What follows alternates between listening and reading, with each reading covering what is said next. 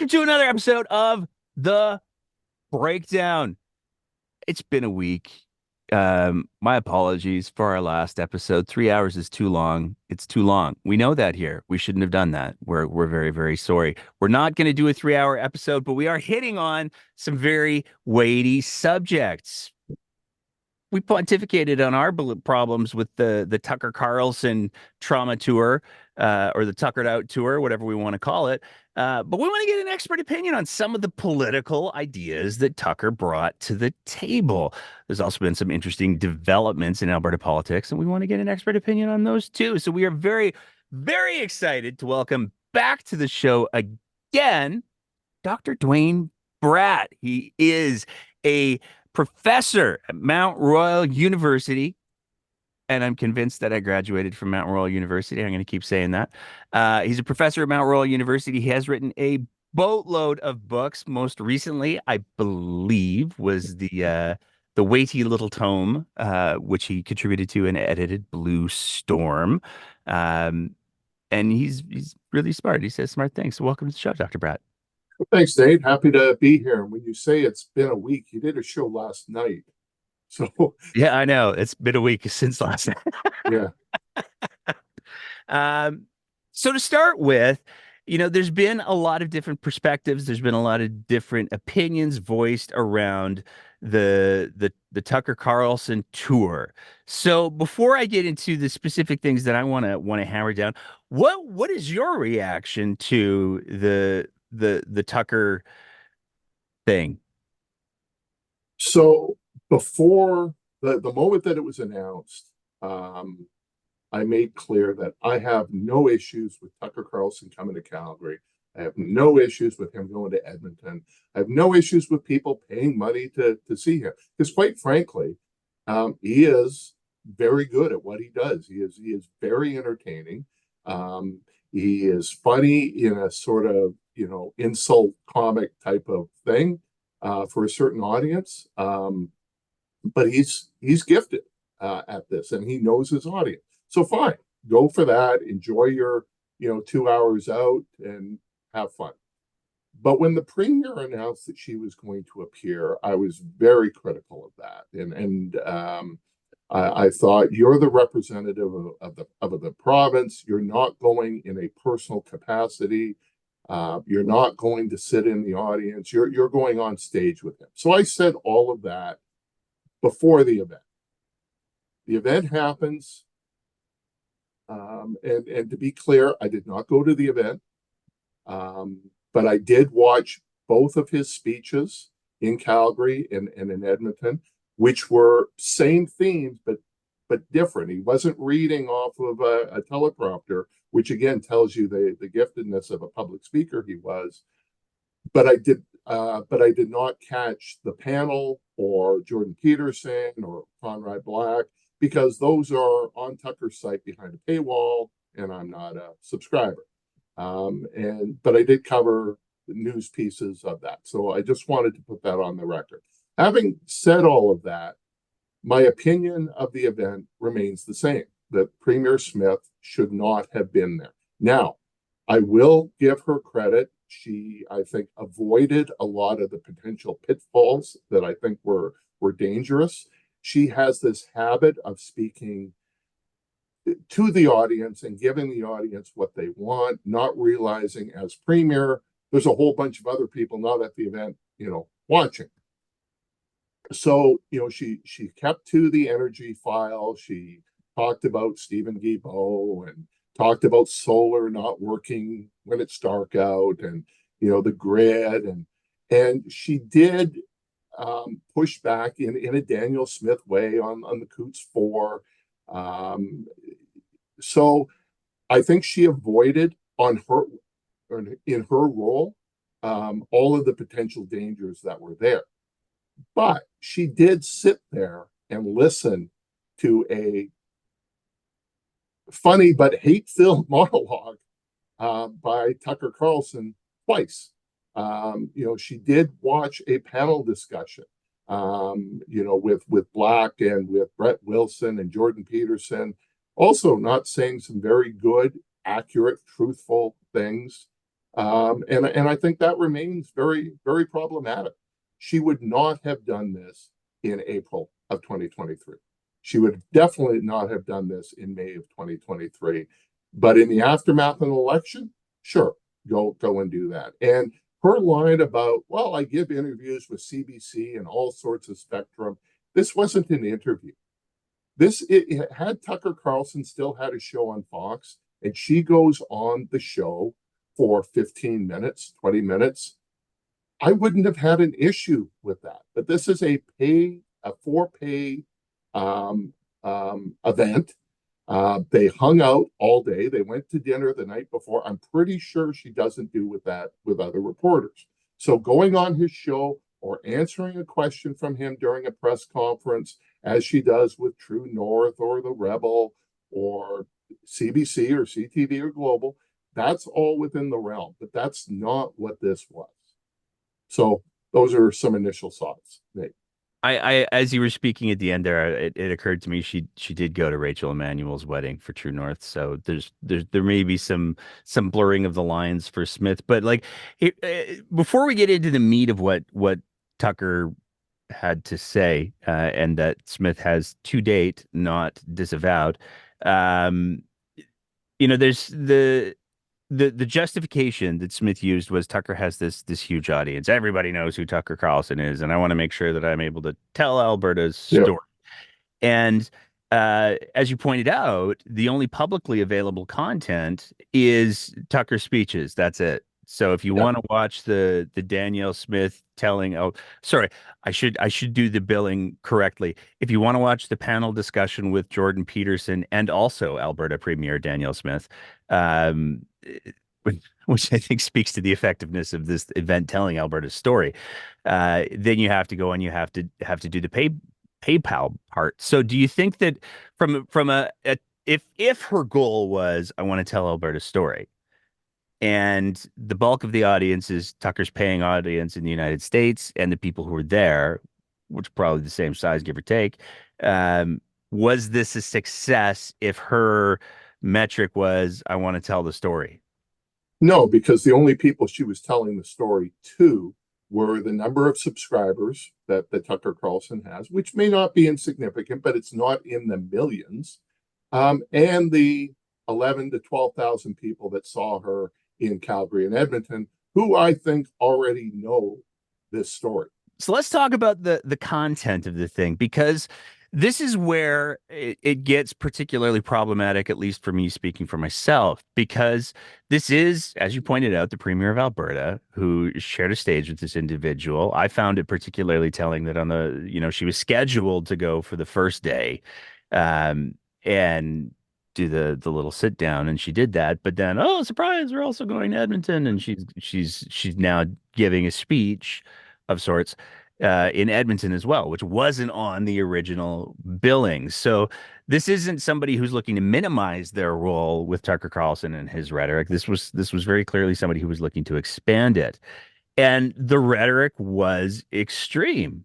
So what were your takeaways from Tucker's message? Was he just there saying, "Oh, Alberta's great.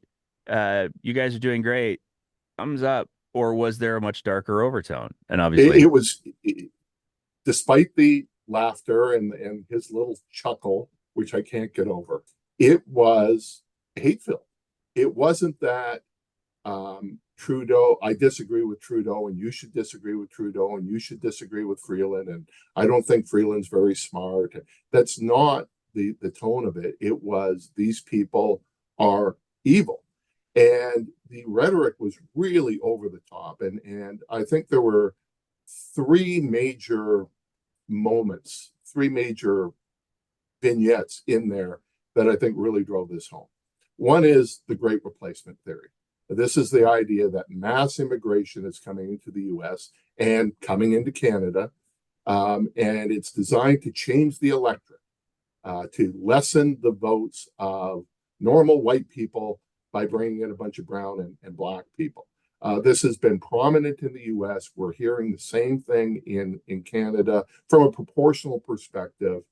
And he says, no, I'm not, this isn't race-based. Don't call me a racist. I would say the same thing if they were coming from New Zealand or from Sweden. Okay, but they're not coming from New Zealand and they're not coming from Sweden, and we know that. And so that is a real problem. So that's problem number one. And there is an ongoing discussion about the rate of immigration. This has been growing over the last couple months as it relates to what is the appropriate number, as it relates to housing, as it relates to healthcare access. And those are reasonable debates to have. Unfortunately, they are now melding in with people who were already opposed to immigration and had nothing to do with the numbers or the healthcare system or jobs or student housing. It was about race. And so we're now seeing those combine. And so, yes, there is greater opposition to immigration now in Canada than there was a year ago, or 10 years ago, or 30 years ago, or 50 years ago. Most of those are about, as I said, some of these economic and societal things. But there was already a pre-existing group that is now pulling on those. But their real rationale is about race. And Tucker made that very clear when he talks about the great replacement theory. Okay, so that was vignette one. Vignette two was this line about British Columbia that the government is giving fentanyl to children. Okay, and there was huge applause and blah, blah, blah. And he's conflating safe supply in BC with giving drugs to children. And by children, he wasn't saying, he didn't, by using that term, he wasn't implying 17-year-olds or 16-year-olds. He was talking 8-year-olds or 9-year-olds or 10-year-olds.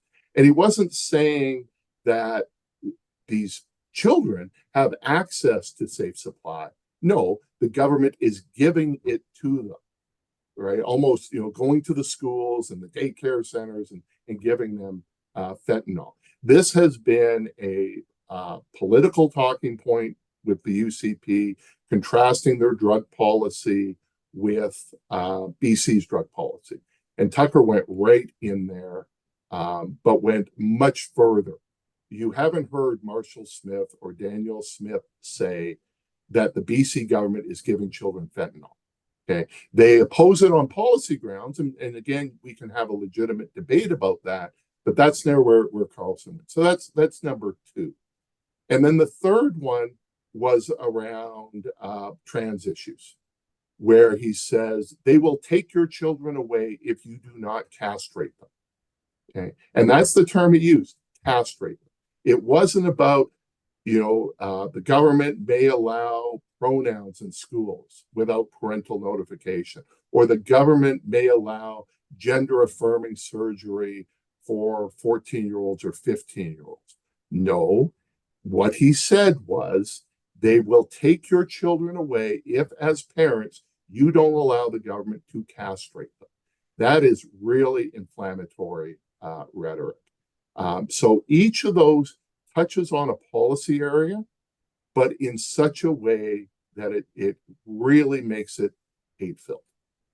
Because how could you could disagree with the government over what is the proper number of immigrants to have in the country. You can debate the government over safe supply as a way of dealing with drug addiction and preventing death.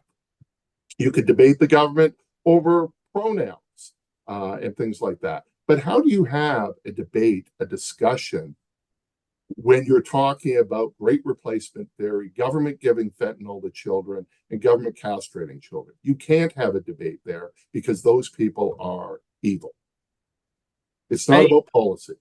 Yeah, and he leaned into the maid thing too pretty hard, and he had some very clear falsehoods going on there. And that fits with the other four. Yeah, right. It's that he's conflating the number of people through medical assistance dying with the government killing them, even though the vast majority of those people were going to die of natural causes, of severe illness anyway. It was just, do they suffer for 6 months? Do they suffer for 8 months? Do they suffer for a year? And this discussion about, mental health still hasn't been enacted. And again, these are some serious policy areas. There was a reason the government introduced MAID. It was due to a Supreme Court case. We can go back to the Sue Rodriguez case of the early 1990s and all sorts of these issues. But that's not the rhetoric that was being used. I mean, he made the claim that we were doing Made for Kids starting in March too, and that's also just patently false. So, you know, I have a question for you because when you were talking about the Tucker Carlson's, I mean, he had that refrain that he repeated, like, "Oh, you can call me racist, but I'm not racist. I'm just saying these are just facts. These are statistics and Except numbers." when he would do that, he was talking about climate change. Oh, you're a climate change denier. You're a racist. No, you don't have to be a racist to be a climate change denier. Or, what was the other one about trans issues? Oh, you're a racist. No, you're not a racist. You may be a bigot, but you're not a racist. Great replacement theory? Yes, Tucker, you're a racist. The Anglosphere, what is that about? Right. So, yes, I think you can call Tucker Carlson is frequently described as the leader of the white grievance movement. And I think there's a reason for that. The thought experiment that I wanted to kind of go through is like if Tucker wants to say, "Oh no, if they were Swedish or New Zealand, then I still don't think they should come in." It seems to me that he's trying to delineate between racism and supremacy.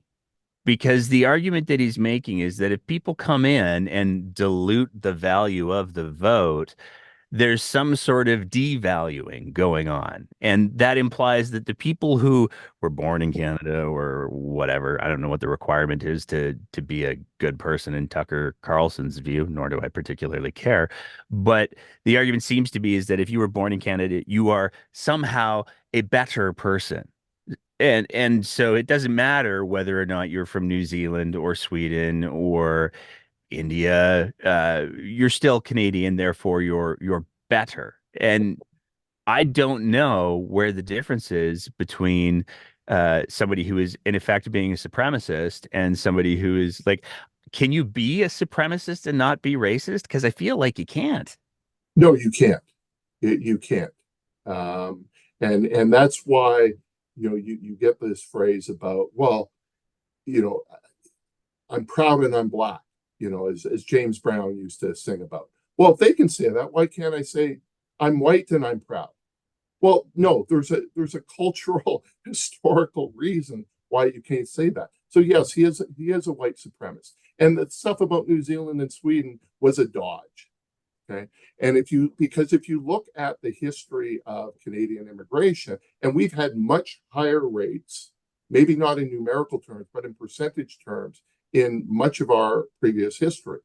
And I can tell you also, there was discrimination against the Irish and against the Germans and against the Ukrainians when they arrived, even though they would be white. So, he's touching on something that has existed, but by and large, Canada has been supportive of immigration until very recently. But here he's tapping into that dual item that immigration from some countries is good, but immigration from other countries isn't, as a way of giving him the kryptonite on this racist call. One of the justifications that Danielle Smith used, and this was in her speech, was that we have to be able to have civilized debate. We have to be able to welcome all sorts of opposing views. We have to be able to have these conversations about these highly emotional issues. I heard her say that, and then I heard her talk about the left wanting to give fentanyl to kids, and then I heard Tucker Carlson saying that enemies are evil. They're trying to destroy you. They want to kill you. They want to kill your kids. All of your enemies are evil. Um, is there a danger, do you think, in sort of saying, "Hey, we're having civilized discussion. We're all being rational here," but those guys, it's the creation of that other, and historically, having the other doesn't go super great. Am I reading that wrong? No, you can't have a debate if you believe the other side is fundamentally evil. And in fact, at one point, Conrad Black actually pushed back on some of this stuff about Chrystia Freeland, right? And Black says, look, she's not stupid. She is politically misguided. And stop calling her a Nazi. That doesn't help the debate at all. And the crowd booed because they want Freeland to be considered a Nazi as opposed to misguided, because misguided means we disagree on this particular issue. We may agree on this issue, but we have honest debate here. But if she's evil, and there's this weird combination about they're dumb and evil and all powerful all at the same time. From a political science perspective, have you ever heard of the difference between masculine and feminine fascism? Not masculine or feminine fascism. Masculine and feminine have been used in other political ways. Masculine issues, feminine issues, but not masculine, feminine, feminism. I'm not for fascism. Sorry, masculine, feminine, fascism. I'm not sure I'm aware of that. Okay, I hadn't heard of it, You but can have left-wing fascism and right-wing oh, fascism. 100%. I'm just not sure the masculine or the feminine side. So maybe I need more schooling on this. Um, the other piece that I wanted to touch on, there's a couple other topics that I want to bug you about. The weaponization of children. I mean, one of the big things that Tucker leaned into repeatedly was the notion that they're trying to kill your kids. They're trying to give your kids fentanyl. They're Yeah. trying to kill your kids through the MAID program. They're not. Children can't access the MAID program. That's just patently false. But uh, what do you make of that? Because to me, what Tucker did, to speak in the broadest of strokes, to me, it seemed like what he was doing was going, okay, what are the things that people will become the most passionately, emotionally defensive over? I'm going to pick those things, and then I'm going to say, yeah, they're trying to destroy them. They're actively trying to kill them. And that seemed to be precisely what he did. What do you make of that? And like, again, am I reading it wrong or?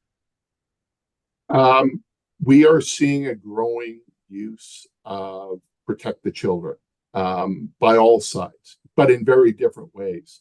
Because in every culture, religion, race, the protection of children is fundamental. Um, you think about should children walk to school on their own?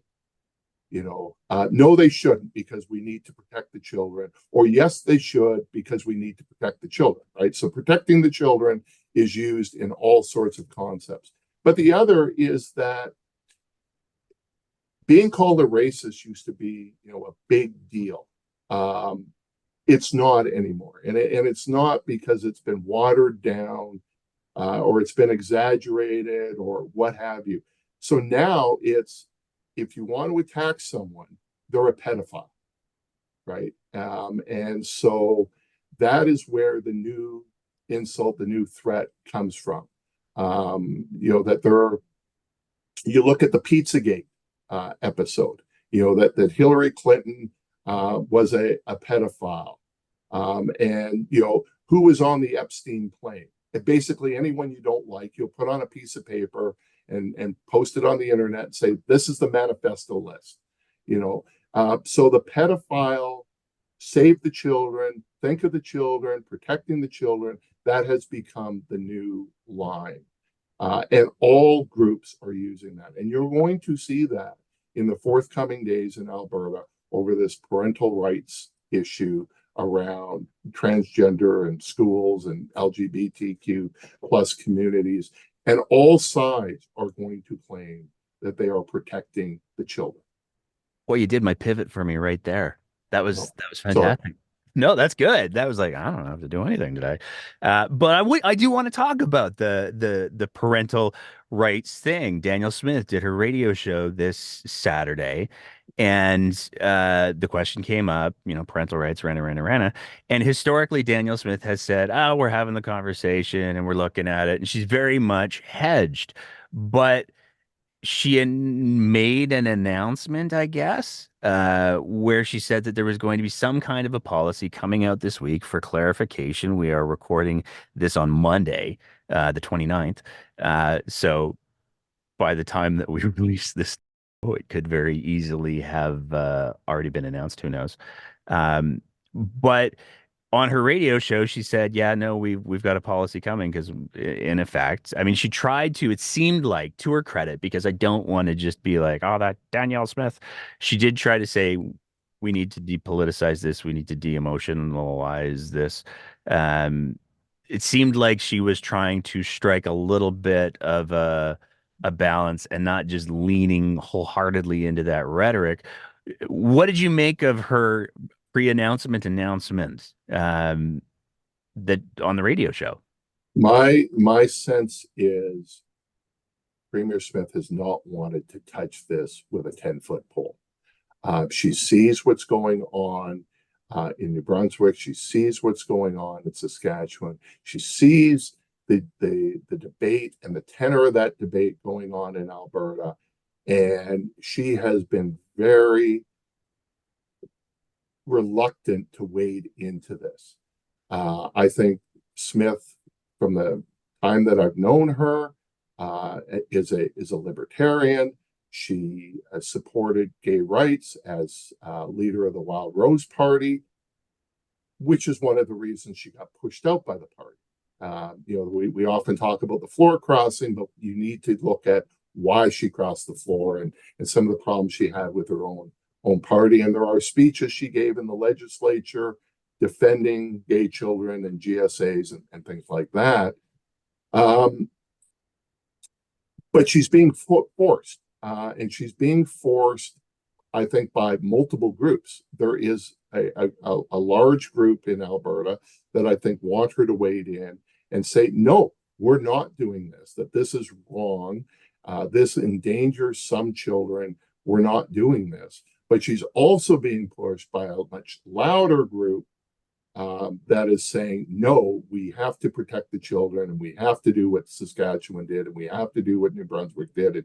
And you look at the Take Back Alberta rallies that they had, that David Parker organized. Whereas you don't support him, you're anti-human. And in New Brunswick, you actually had Blaine Higgs, lose some of his cabinet, lose some of his caucus. He's going to turn this into an election issue. He appeared with the protesters.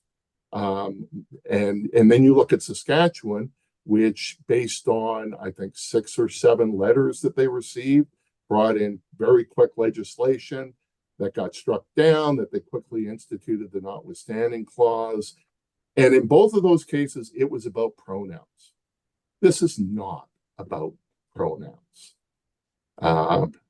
And Dominic Carty, who's a bit of a wild card, but is the former education minister of New Brunswick. So to put some context in here, had a falling out with Higgs and said, when they were doing town halls and focus groups and consultation on these issues,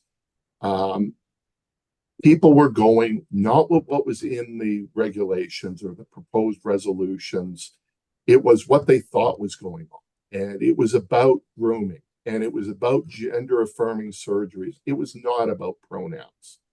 And so we'll have to wait to see what the legislation is. It could be legislation. It could be an order in council directing Department of Education. We don't know what it is. But I will say, I think there's a split between where Smith's heart is and her political head. Now, yes, she had issues when she was leader of the Wild Rose Party. That was an opposition party. Okay. Now she's the premier of the province. You have a lot more power as premier than you do as an opposition leader. But the history of the Conservative Party is removing premiers, and I think she is very cognizant of that and trying to find a way to satisfy everybody. Um, I predict she will not satisfy everybody. I don't think I'm going out on a limb here. And she can honestly believe she wants to depoliticize this. It's tough to depoliticize it when you have the language of David Parker and the language of Take Back Alberta and the role that they have within the UCP, controlling, for example, the board, and the language of Tucker Carlson, where Smith was at this past week. He, he was not talking about balancing children's protection and parental rights. And yes, the vast majority of parents are good people and they want to know, as opposed to those that may endanger their child. Is this about pronouns, or what about if a kid wants to use a nickname or their middle name? Can that only be done with parental notification? Or if they want, some of this language is the same as the language over the gay-straight alliance debate from a decade ago, except on steroids. To review, I mean, we hear the notwithstanding clause getting thrown around regarding a great number of issues. And I know that Dr. Christopher Wells has come out and said, "Oh, if you do this, we will be going to court. We will get it banned, and you will have to invoke the notwithstanding clause." What's the notwithstanding clause?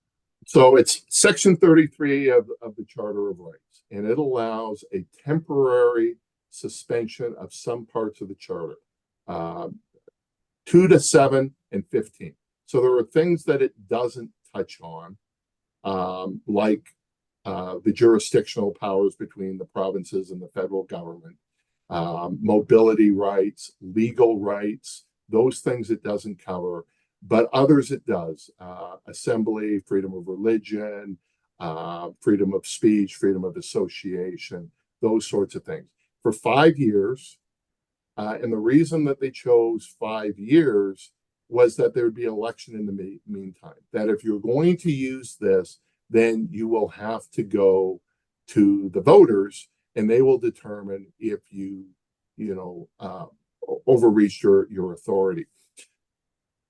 It was rarely used, it was rarely invoked outside of Quebec, which in the initial periods, because Quebec never signed the Constitution, it still applies to Quebec, but the provincial government of Quebec never signed the Constitution. So they used to attach the notwithstanding clause to every bill in the early days of the PQ government post-charter. Okay? But the real use of it, I think, was in 1988.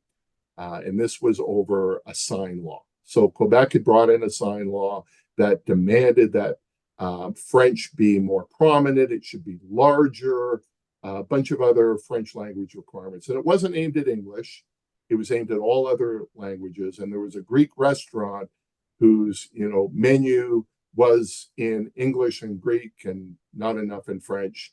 And the courts ruled in favor of the restaurant. And the government brought in the notwithstanding clause to maintain their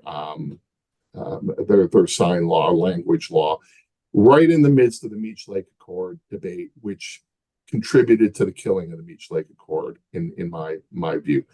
Since that time, we're starting to see it used much more rapidly. So the Ontario government invoked it when they wanted to reduce the number of council seats in Toronto. The courts hadn't even ruled on that, and they invoked the notwithstanding clause. And now we're seeing it with pronouns in Saskatchewan. There were threats in Alberta over same-sex marriage, over the Breen decision, which was a school teacher, college instructor who was fired for being gay. In the end, the Klein government did not do so, although they threatened to. But it's become a more easy tool to be used, and we hear it all the time. And there you go. I just want to confirm My understanding was that Klein did use the notwithstanding clause to bar gay marriage. No, not in I was referring to the Vereen decision. Oh, okay. Yeah, yeah, yeah. Yeah. Yeah. But we did in Alberta use the notwithstanding clause to bar gay Never marriage. really implemented, never really happened. They invoked it, but because marriage is a federal law, you know. And by the way, the federal government has never used this. Well, there you go then.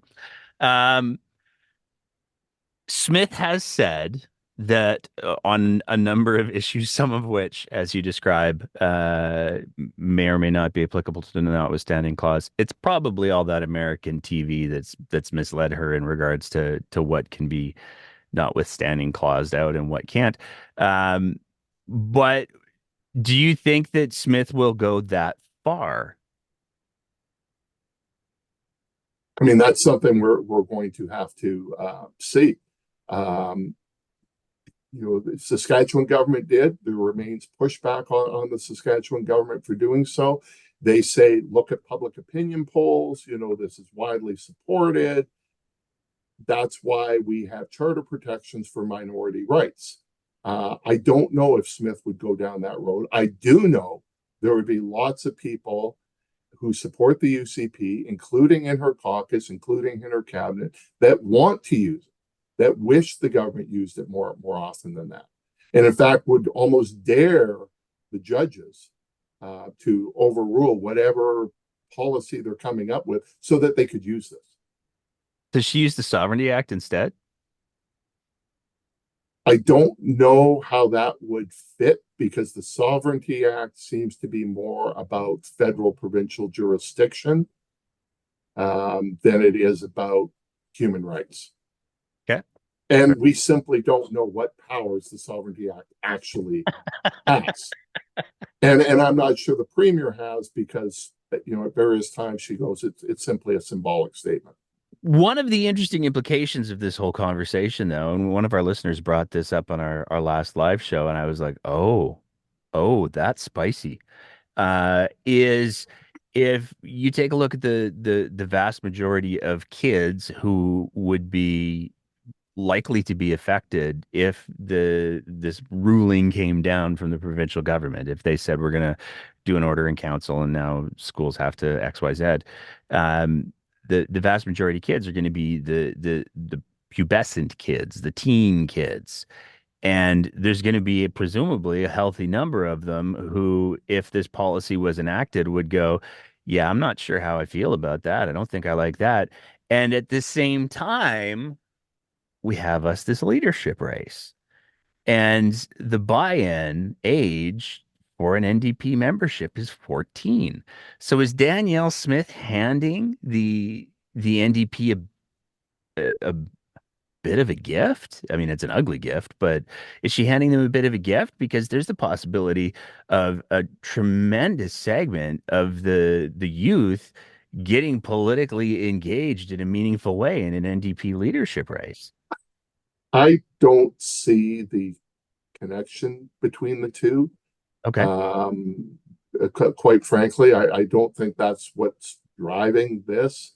And most political parties encourage teens to join. All parties do, because they want to get them and keep them active for the rest of their life. So while there's a great fight over should the voting age be dropped from 18, most parties have it at 16 or 14 for a variety of reasons.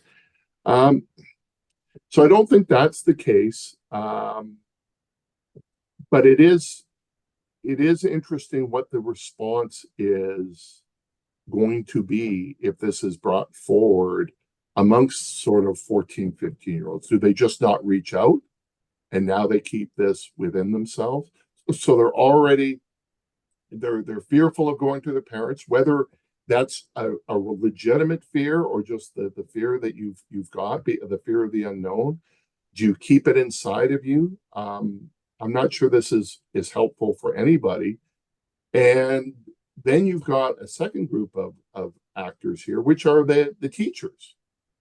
Do they disclose this in violation of whatever policy is coming forward? Um, I don't know how this will play itself out. And apparently the teachers don't know either, because as much as Danielle Smith said that she'd consulted very broadly, the list of stakeholders in this issue, we saw Jason Schelling come out. We saw Yeah. the ATA issue a statement. We've seen multiple LGBTQ2S plus organizations say, yeah, this is news to us. Um, And to say, as some have already done so, of course they didn't have to consult with the teachers. This is about children and parents, but the teachers are on the front lines. The teachers are the ones who are going to have to implement this policy. Therefore, I think they should be consulted on some of the challenges that they see. I had a question on tokenism, but I'll leave that be, because I mean we have seen a sum total of two people step up on social media and say, "Oh no, I talked to Smith about it," and they are longtime Smith supporters, and it's I don't know. That's not consultation. That's talking to people, but that's not consultation. Consultation is an actual official process, not, having a chat at a cocktail party or asking, Jordan Peterson what he thinks. I mean, if I remember correctly, yesterday, Catherine Gurkowski, who's an amazing journalist in the Alberta politics sphere, she did a Yeah. look of all of the active public consultations, and guess what wasn't on there? So, do with that which will. But I want to ask you as well, because I do want to be respectful of your time. Uh, we got us an NDP leadership race. Yes. We got us some rules. Now we have official rules, not draft rules. We We have got dates and official rules. everything. What are your thoughts? So there's several things. One, it's very quick. This is going to wrap up by June. Membership sales closed in April. And yes, that's a similar timeline that what the UCP used last time, except they were the government at the time with a leader that the party did not want. Therefore, I think it behooved them to move quickly. The NDP didn't need to move quickly, but it seems like by having it wrapped up in June, they want to do two things. One is get this done as soon as possible, get a new leader in place as soon as possible, and that they can use the barbecue circuit this coming summer to have the new leader go out to a wider circle of people than a campaign process. Okay, so that's one thing that we know. The second thing we know is the entry fee, when you add up all of the costs, is around $60,000, which is about a third of what the UCP is. I think it's a significant amount of money, not as big as the UCP, but this is a social democratic progressive party, and this keeps it more access. The other interesting rule is to be a leadership candidate, you have to have signatures from all the different regions of Alberta, which is the same as what the UCP had, to be able to say, you've got support in your nomination papers from Calgary, Northern Alberta, and Edmonton, but also that you have, I think it's 20 signatures from LGBTQ community. And I think that's a direct outreach. What is interesting is that there's nothing race-based or even Indigenous reconciliation, but there is on sexual orientation. Okay. That you did not see in other parties' leadership races. So that's a bit of a distinction. I don't think that's a heavy bar. Quite frankly, if you can't get 20 signatures, you're not a real leadership candidate. And you had to be a member of the party as of August 2023 to run. But then there's another sentence that says you can request an exemption if you were not a member and you adhere to the principles of the NDP. And this has been referred to as the Nenshi Clause. You said the quiet part out loud there, sir. Yes. Because I don't believe he was a member of the party. I don't think he's actually officially joined any parties, but he did endorse the NDP in the 2023 election and has been very critical of Danielle Smith. And I do know, he has put forward an exploratory committee and is kicking the tires around potentially opening up. And it is clear that the NDP does not want to close that door. So what do you like? We got us the rumored candidates, and then we And have in like, fact, no one, I used the word on the weekend official, and that was probably imprecise related to Sarah Hoffman. Sarah Hoffman put out a tweet, which I think was pretty obvious that she's running, but she never oh, said that she was running. She just said that she, in the aftermath of the rules decision, I'm resigning as deputy leader and critic and blah, blah, blah. But she never actually said, I'm running for the leadership. So she is either running for the leadership or she's leaving the party because otherwise, why would you? yeah. I wonder what And it then could. we have Kathleen Ganley's video, which predates Notley's announcement, which was, hey, I'm Kathleen Ganley. Happy to meet you. I'm from Calgary. I no longer wear glasses. This is what I believe, which again is as running as not running. So who do you have on your list? Because like so far, uh, Ganley has done her video Yeah. that this is who I am. I need to introduce myself to you. She hasn't said she's running. She hasn't said she's not running. Although we did get our fun little DM a couple of days ago that seemed to have, at the very least, confirmed the existence of an exploratory committee. We've got rumors about Rocky Pancholi. Yeah. Those are circulating. Sarah Hoffman quit all of her roles because, as she put it, she's either running or quitting the party. We have David Shepard's name has been mentioned. There are obviously the rumors that are circulating around former mayor of Calgary, Naheed Nenshi. And then some people, I don't buy this one personally, but some people are saying that Lukaszuk, I can't see Lukaszuk getting in. No, no, That no, that to no, I me can't. is I think he's having more fun doing what he's doing. That why throw it in? And he would not win. no. Um, a guy like Nenshi is only going to enter if he feels he's got a real shot at winning this race. I also forgot to mention because one of the other names that circulated is Gil McGowan. One of the other rule changes that they made is that it's a one member, one vote system, which you would think, well, yeah. Well, that's not in the NDP constitution. The NDP constitution actually gives unions up to 25% of the votes in a leadership race.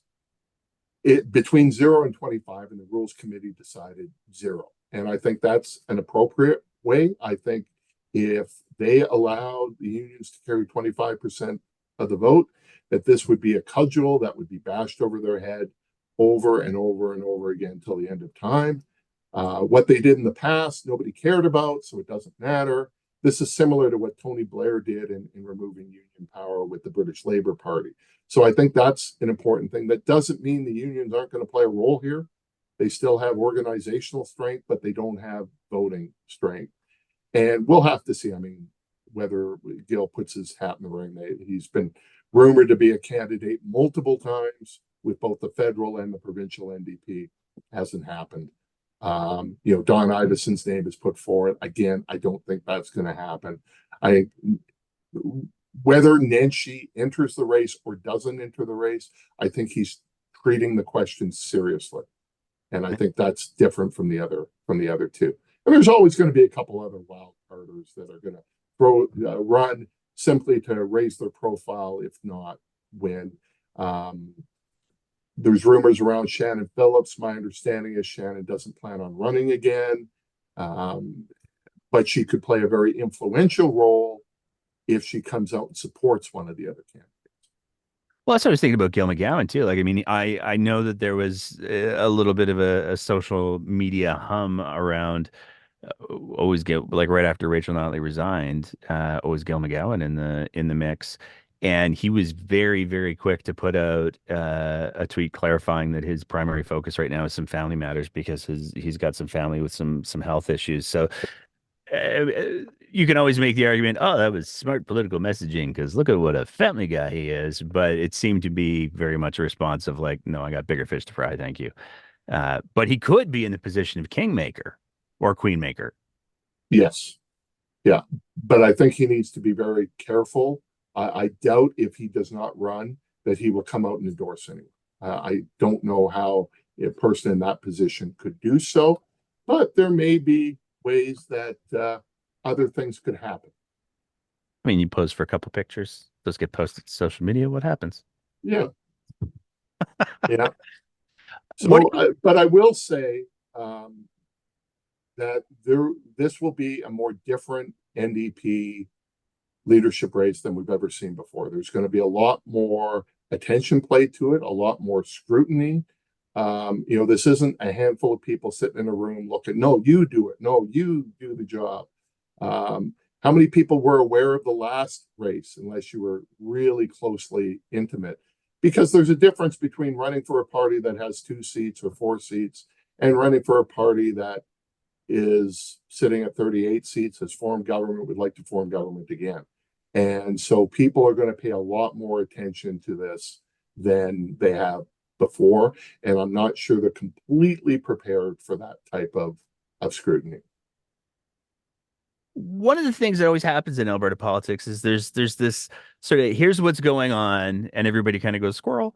Um, is there anything else? We've got the Tucker Carlson thing is squared away. We've got the this teachers' rights thing coming up. The legislative session doesn't kick back in for at least I think it's another month and change. It's gonna be fascinating watching the NDP run a leadership race with all of their candidates being in the legislature. But what else are you watching for in the coming weeks? We've got the budget, and I think that's always the big piece of the winter session. But it's not going to be a normal budget because the biggest, most important, number one promise that the UCP made during the campaign, they made it on day one, was a major tax cut for those below $60,000. And they are wavering on that. They're wavering a lot on that. So does that happen as part of the budget, and how do they justify if they don't go forward? Yeah, I mean Smith. I have it in my head that Smith has said, "Oh, when Kenny was doing the tax cuts, he had to do it over several years. So if we're gonna do these tax cuts, we'll have to phase it in over several years too. So just be patient." It seems like she's already sort That's of not soft what was pedaling. stated on day one of the campaign. I mean, we were also told nobody was going to touch the pension. You think anything's going to happen with that? Actually, before I let you go, what's your pension predictions? It's just going to fade away. Okay. I don't think you'll have a big press conference with Nate Horner and Danielle Smith and Jim Denning go, we think it's a great idea, but it's clear that Albertans don't. So we're just going to get rid of all this. That moment is not going to happen. Instead, they're going to say, well, we have to wait for the federal number. When that federal number comes, and unless it is 53%, then we're going to the courts. Because if they come back and go 20%, I don't think Smith's going to go, yeah, we're good with 20% or even 45%, right? It's got to be the exact number. And courts take a long time. Then there's a federal election. And I have a feeling this is just going to be one of those issues that fades away. After all, when Jason Kenney had the Fair Deal panel, had the pensions, got the pension report, never released the pension report, it was just fading away. All of those things were fading away, except for the equalization referendum, but everything else was fading away. And then Smith grabbed on them again during the leadership race. The firewall letter that Stephen Harper and Ted Morton and Tom Flanagan all wrote in 2001, when Stephen Harper became prime minister, you just kind of faded away. You didn't hear about an Alberta pension plan. So that's my prediction. It's just going to be one of those things that is going to drop off the radar, and people are going to go, "Didn't we talk about the pensions?" No, no, no, we didn't. It's over. So I don't think there'll be a big aha moment.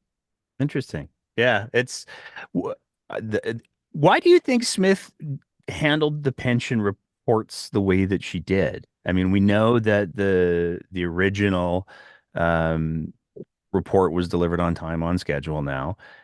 We know that Smith had that. She sat on it for a year and a half to get the 2022 numbers. Um, and then, oh no, we're not going to touch the pension. Oh wait, we have this report. I just want to share everybody with it. Like, there's a dissonance of messaging for me where she says, no, people need to see these numbers, but they didn't need to see the other ones that we had for a year and a half. Just pretend those weren't a thing. Even though um, Smith saw the previous report, Yeah. because there are interviews that she gave citing some of the same numbers and the same percentages as what was in the LifeWorks report. I think it was clear. It was about the election, right? She was not going to release this before the election. She had to wait till the election was over. She is a true believer. If you go with her speeches, and not just as leader and as premier, but on the radio, there's newspaper columns going back 20 years where she is in favor of this.